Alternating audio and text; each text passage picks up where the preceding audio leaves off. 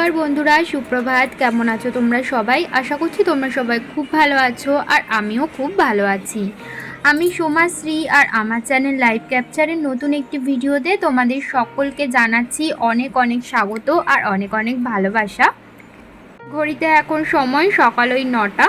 ঘুম থেকে ওঠার পর আমার স্নান দান সমস্ত কিছু হয়ে গেছে। বাসি কাজকর্ম সেরে একেবারে স্নানটাও কমপ্লিট করে নিয়েছি। আর এই যে কিছু জামা কাপড় ধুয়ে দিয়েছিলাম, সেগুলোই এখন মেলে দিচ্ছি বারান্দায়। আর ওদিকে ছেলেও ঘুম থেকে উঠে গেছে। ও যেহেতু ঘুম থেকে উঠে গেছে তো সেই কারণে ওকে খাইয়ে দাইয়ে রেখে তারপরে আমি চলে এসেছি এই যে ঠাকুরের বাসনগুলো মাজতে। কারণ পুজোটা দেব, তো সেই কারণে আর কি ঠাকুরের বাসন টাসন সমস্তটা মেজে নিচ্ছি। আর ঠাকুর ঘরটাও মুছতে হবে। বন্ধুরা, তোমরা যারা এই পর্যন্ত আমার ভিডিওটি দেখলে তোমাদেরকে জানাচ্ছি অসংখ্য ধন্যবাদ আমার ভিডিও দেখবার জন্য। আর আমার ভিডিও যদি তোমাদের কোথাও ভালো লেগে থাকে আমার ভিডিওটিতে একটি লাইক করতে পারো আর কমেন্ট করে জানাতে পারো আমার ভিডিও তোমাদের কেমন লাগলো। আর যদি কোনো নতুন বন্ধু আজকে প্রথম আমার ভিডিও দেখে থাকো আর আমার ভিডিও যদি তোমাদের কোথাও ভালো লেগে থাকে তাহলে আমার চ্যানেলটিকে সাবস্ক্রাইব করে রাখতে পারো এরকম নতুন নতুন ডেলি ব্লগ রোজ দিন দেখবার জন্য। তো এই তো ঠাকুরের বাসন মাজা আমার হয়ে গেছে। এখন বাসনগুলো নিয়ে চলে গেছিলাম ওপরে ঠাকুরের বাসনগুলো রেখে চলে এসেছি নিচে।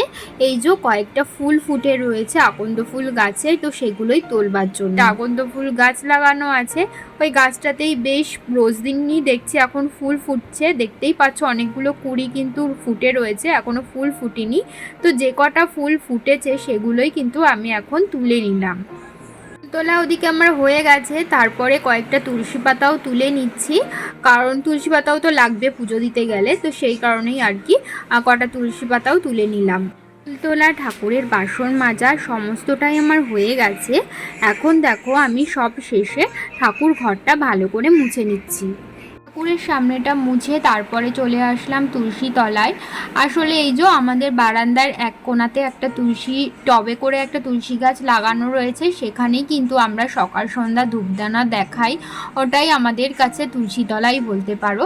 তো যাই হোক, তুলসী তলাটা ভালো করে মুছে নিয়েছি। তারপরে এই যে সম্পূর্ণ ঘরটাও এখন ভালো করে মুছে চলে এসেছি পুজো দিতে।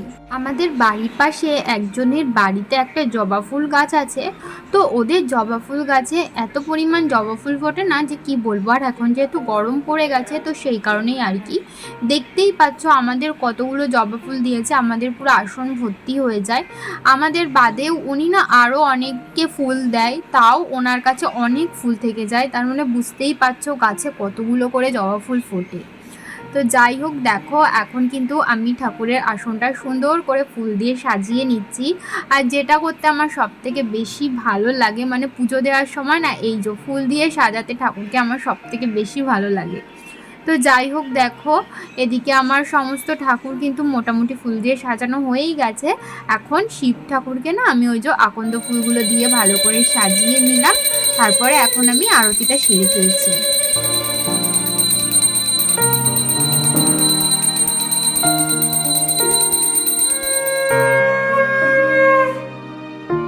নিচে এসেছি আর এরই মধ্যে দেখছি যে একটা পার্সেল চলে এসেছে সকাল সকাল। তো পার্সেলে কি এসেছে সেটা তোমাদের পরেই শেয়ার করব। তো যাই হোক, দেখো এদিকে আমার শাশুড়ি মা রান্নাও বসিয়ে দিয়েছেন। আজকে করবে হচ্ছে গিয়ে ডিম আলুর তরকারি, তো সেই কারণে আলু আর ডিমটা সেদ্ধ বসিয়ে দিয়েছিল। এদিকে দেখো ডিমটা কিন্তু সেদ্ধ হয়ে গেছে। তো ডিমটা সেদ্ধ হবার পর ডিমটাকে এখন ছাড়িয়ে নিচ্ছিল। আর এদিকে কড়াইতে বসিয়ে দিয়েছিল ওই যে মশলাটা কষিয়ে নিচ্ছে, মানে ডিম আলু তরকারিতে যেই মশলাটা দেওয়া হবে সেটাই আর কি কষিয়ে নিচ্ছিল। আর এদিকে আলু আর ডিমটাও কিন্তু এরই মাঝে ভেজেও নিয়েছে। যেহেতু ওই দিকের কাজবাজ করি আর আমার শাশুড়ি মা যেহেতু রান্না করেন, তো সেই কারণে না বেশিরভাগ সময় রান্নার ভিডিও তোমাদের সাথে আমি খুব ভালো করে শেয়ার করতে পারি না। ওই টুকটাক যেটুকু পারি সেটুকুই অল্প অল্প করে শেয়ার করে দিই। তো তারপরে না আমি গেছিলাম একটু ছাদে একটা তুলসী গাছ লাগানো আছে আমাদের, সেখানেই জল দিতে গেছিলাম। তো জল দিয়ে এসে দেখছি যে আমার শাশুড়ি মার রান্নাও কিন্তু একদমই কমপ্লিট হয়ে গেছে, ডিম আলুর তরকারি। তারপরে সবাই খাওয়া দাওয়া কমপ্লিট করে নিয়েছে। এখন আমি এই যে রান্নাঘরটা পরিষ্কার করব। তার আগে এই যে ঝুড়িতে কিছু মাজা বাসন ছিল, সেগুলোই আর কি ঝুড়ির থেকে বের করে না মাজা বাসনগুলো যেখানে থাকে আর কি সেখানেই রেখে দিলাম। তারপরে এই যে আমার ছেলের বোতলটা মানে জল খাওয়ার বোতলটা আজকে পরিষ্কার করে দিয়েছিলাম। পরিষ্কার করার পর জলেও একটু ফুটিয়ে নিয়েছি, তো সেই কারণেই আর কি বোতলটা জল থেকে তুলে রাখলাম।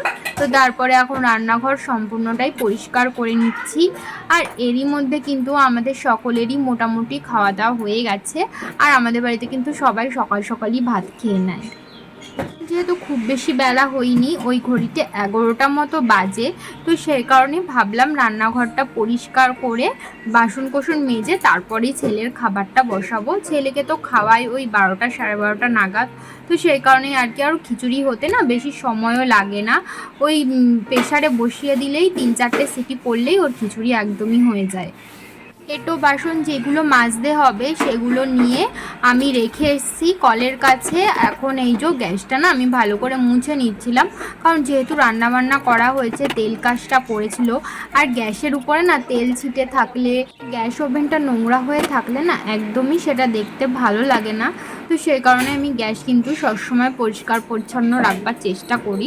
তো ওদিকে গ্যাস ট্যাস মুছে নিয়েছি, রান্নাঘরও একদমই পরিষ্কার করা হয়ে গেছে। তারপরে এখন আমি রান্নাঘরটা মুছে নিলাম। তারপরে এই যে ঘরটা না আজকে সকালবেলা মোছা হয়েছিল না, তো আমি ভাবলাম যে এখন মুছে নিই ঘরটা, সকালবেলা যেহেতু মোছা হয়নি। তো এখন আমি সম্পূর্ণ ঘরটাও মুছে নিচ্ছি।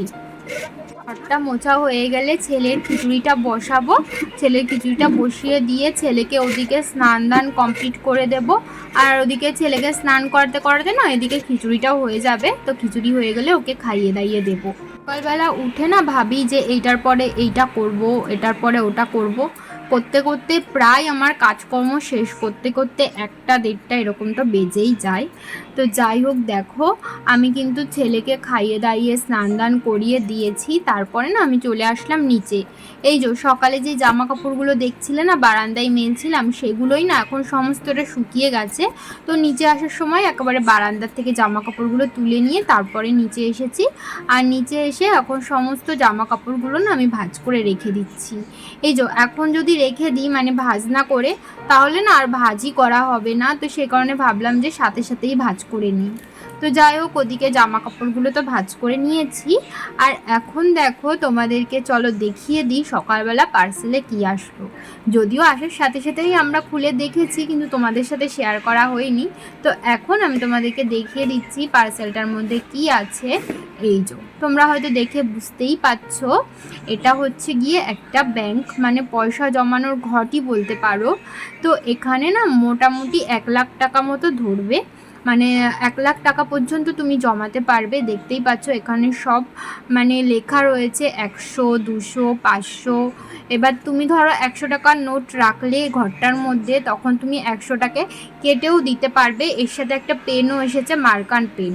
তারপরে 500 টাকার নোট রাখলে 500টাকে কেটে দিলে, 200 টাকা রাখলে 200টা যেখানে 200 লেখা সেটা কেটে দিলে, এইভাবে তোমরা কিন্তু কাউন্ট করে করে পয়সা এই ঘরটার মধ্যে জমাতে পারবে। তো তারপরে তোমাদের প্রয়োজন মতো যদি কখনো প্রয়োজন হয় যে পয়সার এমার্জেন্সি, তখন কিন্তু ঘরটার থেকে তোমরা পয়সা বের করেও নিতে পারবে। তো এটাই আর কি আমার হাজব্যান্ড অর্ডার করেছিল। তো যাই হোক, দেখো চলে এসেছে, বেশ ভালো। কিন্তু কাঠের পুরো ঘরটা, কাঠ না প্লাইয়ের ঠিক বুঝতে পারছি না, কিন্তু ঘরটা বেশ ভালো।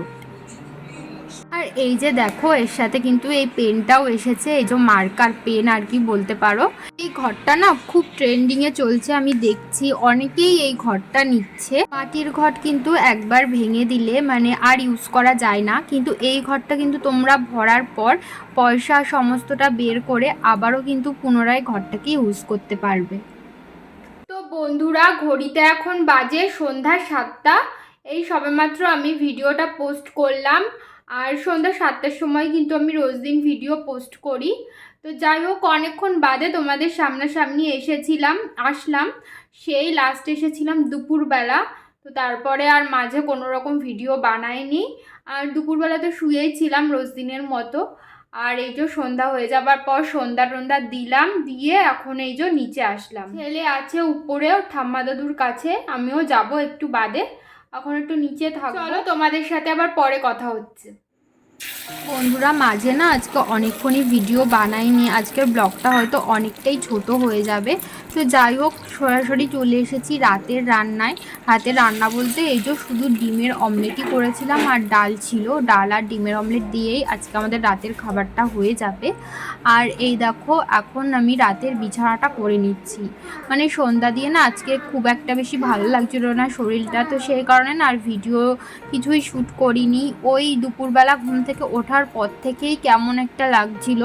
তো শরীরটা মাঝে মাঝে এতই খারাপ লাগে যে কিছুই করতে ইচ্ছা করে না, কিন্তু কিছু না করলে তো হবে না। আমার যেহেতু ছোট বাচ্চা, তো ওকে টাইম মতো খাওয়ানো, ওকে ফ্রেশ করানো এগুলো তো থাকেই, তো সেই জন্যই আর কি আজকে তাড়াতাড়ি ওকে খাইয়ে দিয়েছি। ভাবলাম যে ওকে শুইয়ে দিয়ে তারপরে আমি একটু রেস্ট করব। এই তো খাইয়ে দাইয়ে দিয়ে ওকে পরিষ্কার জামা প্যান্ট পরিয়ে ওর গায়ে হাত পায়ে ক্রিম লাগিয়ে দিয়েছি, আর বিছানাটাও করে নিয়েছি, আর মশারিটাও একেবারে টাঙিয়ে নিলাম। আর এখন ওর পাশে আমি একটু চুপচাপ শুয়ে থাকবো আর কি। চলো বন্ধুরা, আজকের ভিডিওটা এই পর্যন্তই রাখছি, আবারও দেখা হবে।